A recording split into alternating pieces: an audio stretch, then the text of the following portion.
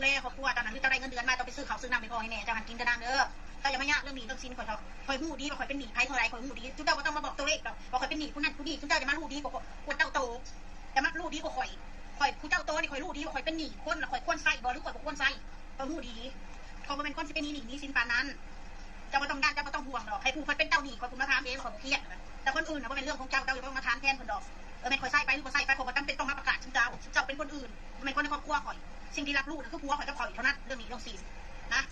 เขาบดีเรื่องนี้ต้องยานแล้วก็ต้องมาบอกกับชนกับฉันหักแม่อยู่เนาะคนแบบมึงกันมึงก็คือเอาแต่มึงก็ยังมีจิตใจหักแม่มึงกูก็หักลูกกูก็หักแม่กูมึงก็แม่กูอีม้อยอ่ะไปหักอีลูกมา2 รอบ 3 รอบบัดเงินเท่าละ20,000ลูกไปหักหลานน่ะเอาบ่ค่อยไหลคือมาเห็นขึ้นแน่ว่ามันน่ะบัดเงินเป็นเท่าไรแหละตั้งแต่ได้หมอนมาอยู่นะมันบัดเงิน200,000 กว่าบาทพี่น้องเอ้ยมาอยู่ในระยะแค่3 เดือนบ่อยเพจ3 หรือ 4แล้วมาอยู่นะ